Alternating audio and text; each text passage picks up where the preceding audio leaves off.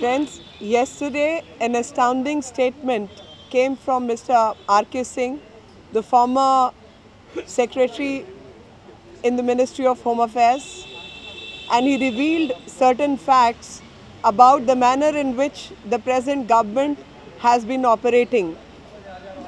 And he made the revelation that there were direct instructions from the Ministry of Home Affairs while interfering in an investigation by the Delhi police about a match-fixing episode in which certain people who sought favor from Dawood Ibrahim were favored or were told to do favors, and there were direct instructions from the Ministry of Home Affairs to the police department of Delhi police. And slips used to be exchanged, certain appointments were made in an illegal manner, and these statements by a former Home Secretary throw a lot of light in the manner in which the government has been performing its function.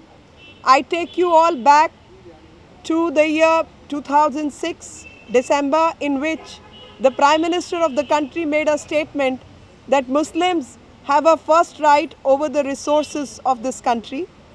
Then Home Minister in 2012 made a statement that Muslims who are in the jails in the cases of terrorism should be released and police should not make arrests. Then comes this statement. This, not to say the least, that at the time of election in Uttar Pradesh, Mr. Salman Khurshid made a statement regarding reservation. Quite clearly, there is a pattern, and the pattern is to divide India into majority versus minority, and the policies are also very apparent. These statements made by the Prime Minister, the Home Minister, and the subsequent policies very clearly show that 20 million scholarships are given to people in the name of religion and minoritism. They are not given to people who are poor and impoverished, but only in the name of religion. Very clearly, these are attempts to blight India into becoming a nation. And in that attempt further, they have made the policies by which they are giving scholarships to people belonging to certain religious minorities, but not to people who actually require those scholarships. The policy is very apparent in various acts and actions. The legality is suspect, and it is apparent that this is a vote bank gimmick which is going on.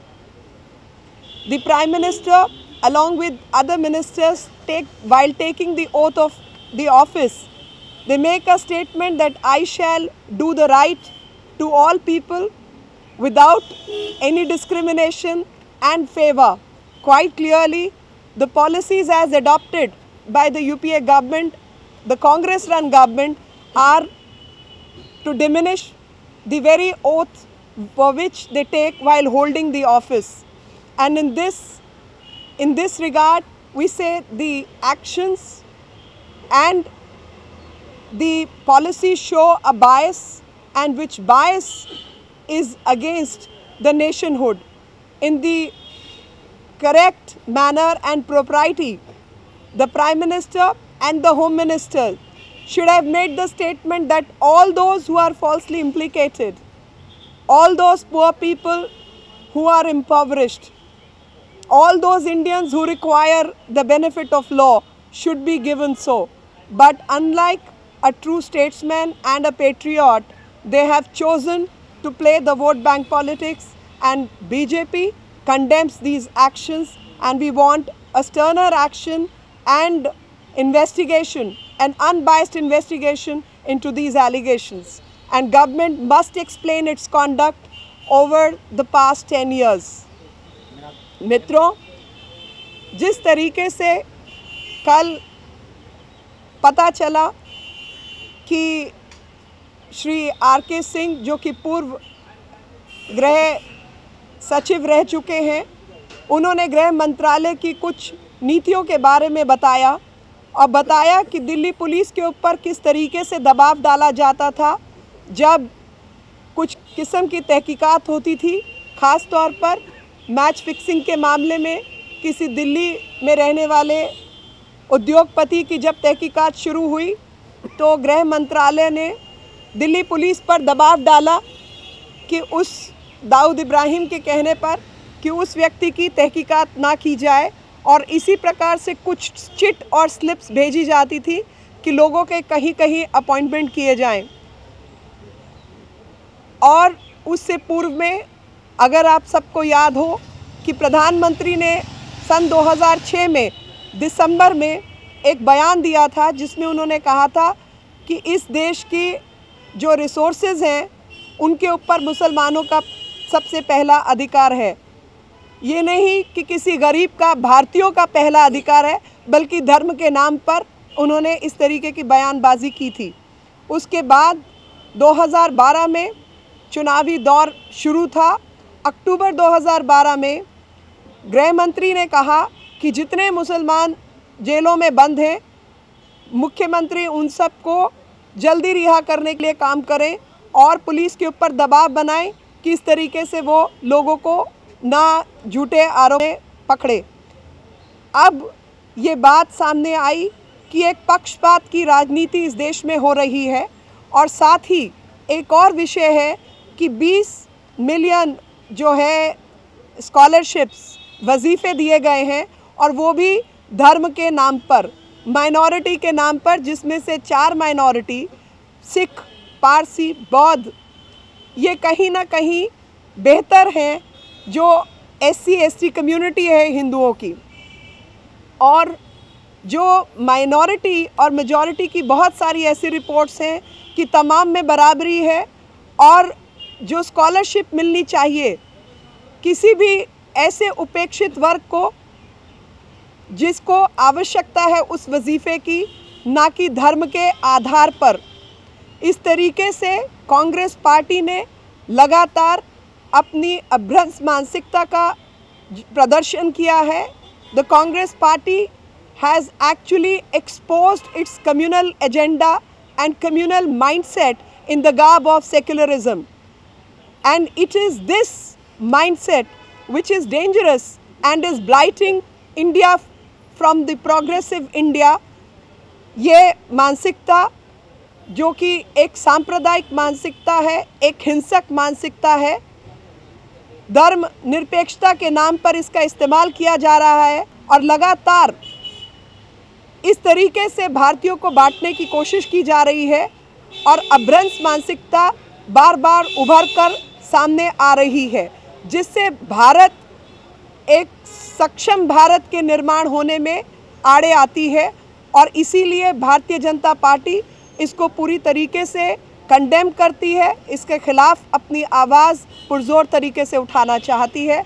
और जिस तरीके की बातें Shri R K. Singh ने बताई हैं उसमें एक अनबायस्ड तहकीकात होनी चाहिए, और पूरे देश को पता चलना चाहिए कि किस तरीके की षड्यंत्रकारी राजनीति कांग्रेस पार्टी कर रही है और देश का पूरी तरीके से नुकसान कर रही है। कांग्रेस का कहना है कि बड़ी सोची समझी साजिश के तहत या रणनीति के तहत आर.के. सिंह ने एंड टाइम पर यह खुलासा किया, जिस समय वो थे पद पर थे उस समय इसका खुलासा क्यों नहीं किया, या इससे पहले? इससे पहले उन्होंने शायद जब कहा होगा, और जिस गृह मंत्री के नीचे आप काम करते हैं, इस खुलासे से भी जो अधिक महत्वपूर्ण है, जो पूरी राजनीति है, वो आप देख लीजिए 2006 में प्रधानमंत्री का बयान किस संवैधानिक आधार पर सही है।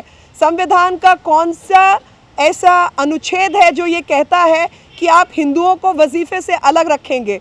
कौन सी ऐसी कानून है जो कहता है कि आप झूठे केसेस में हिंदुओं को जेल में रख सकते हैं लेकिन मुसलमानों को आपको निकालना चाहिए? ये तो पूरी आप इनकी देखिए नीति, पूरी नीति ऐसी है, उसके लिए श्री आर.के. सिंह का बयान मात्र एक रिमाइंडर है, ना कि वो आधार है। बीजेपी ज्वाइन करने से पहले उन्होंने क्यों किया? बीजेपी ज्वाइन करने से पहले भी उन्होंने अपनी इंटरनल मेमोज में और तमाम जगह पर वो बात कही होगी, और उसका जो स्पष्टीकरण है वो श्री आर.के. सिंह कहेंगे, दे सकते हैं। किस मीनाक्षी जी, सफाई महोत्सव के दौरान जिस तरह से करोड़ों रुपए खर्च किए गए, जिस तरह से चैनलों ने दिखाया, उस पर वहाँ पर उत्तर प्रदेश सरकार ने कुछ चैनलों को ब्लैकआउट कर दिया है, क्या कहेंगे इस कार्रवाई? देखिए, मैं तो एक और इसी में, क्योंकि आज का मेरा मुद्दा कुछ और है, मैं आपको कुछ और बात पर ले जाना चाहती हूँ कि लगातार तमाम मीडिया वाले मुजफ्फरनगर के दंगों के दौरान, जो कि बहुत ही भयंकर दंगे थे और भारत में किसी भी जगह पर इस तरीके की भयंकर चीज़ें ना हो, इसी की उम्मीद के साथ, लेकिन जब भी आप कैंप्स दिखाते हैं, आप मुजफ्फरनगर के कैंप्स तो दिखाते हैं, लेकिन आपने आज तक जम्मू कश्मीर के वो कैंप्स नहीं दिखाए जहां पर पिछले 20 सालों से कश्मीरी पंडित पड़े हुए हैं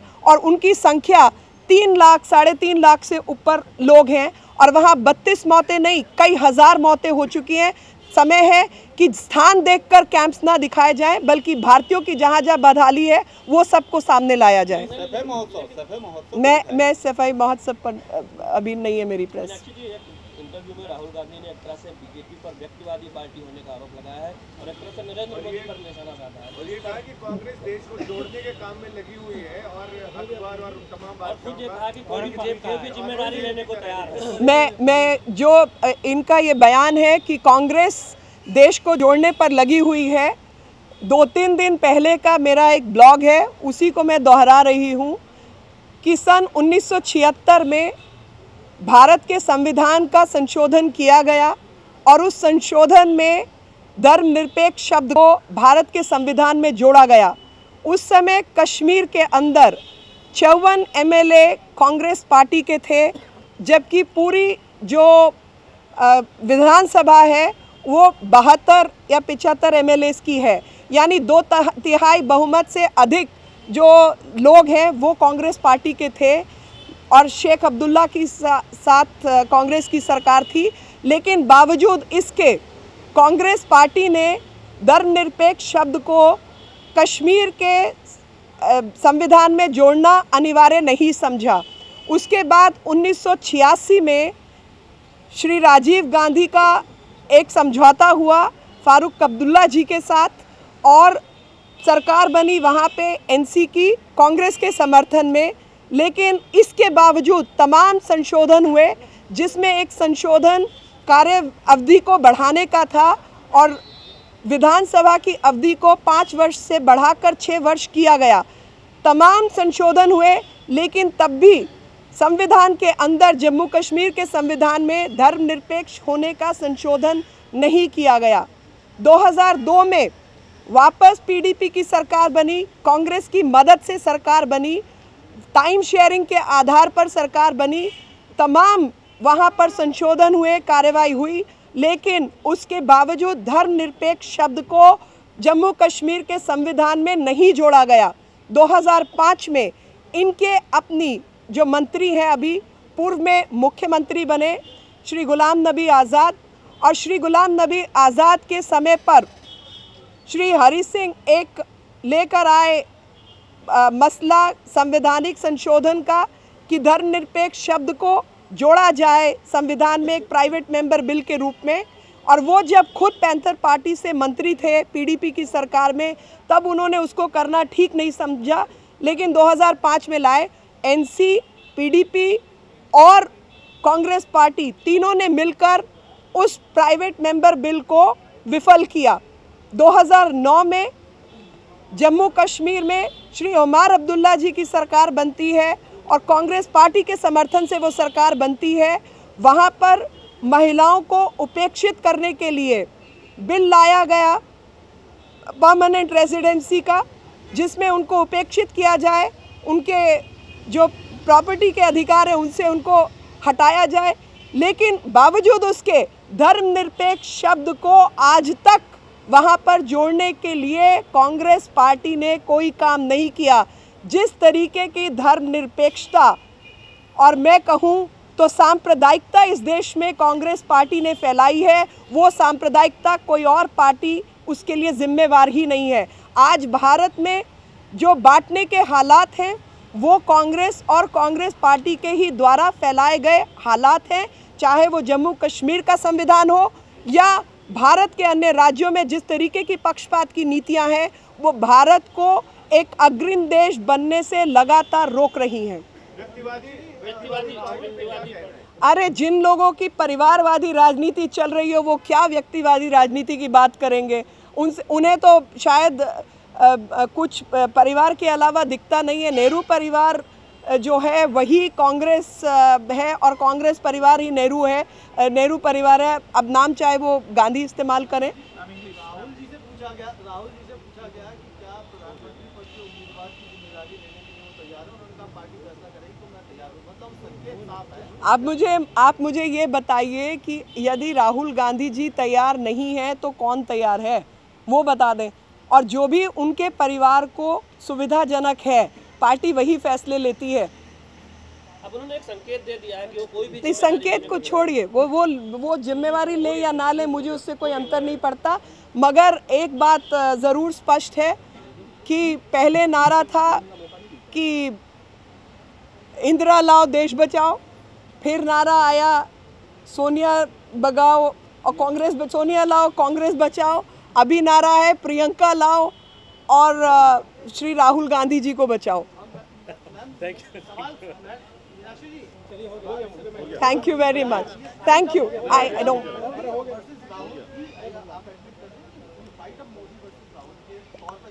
हमारे प्रधानमंत्री कैंडिडेट श्री नरेंद्र मोदी हैं। कांग्रेस के प्रधानमंत्री कैंडिडेट कौन है वो फैसला आएगा और देखा जाएगा, लेकिन इस समय जो फाइट है वो पहले इस देश को एक देश और श्रेष्ठ देश बनाने की है। कल सुप्रीम कोर्ट में जस्टिस अमित शाह की रिपोर्ट को कोर्ट ने बोला है कि अब केंद्र सरकार इस रिपोर्ट को कोर्ट को दे, क्योंकि सरकार 6 महीने से उस रिपोर्ट को टेबल करने के बजाय घुमा रही थी और टालने की कोशिश कर रही थी। ऐसे तमाम मुद्दे हैं जो कि चुनाव से पहले इनको याद आएंगे।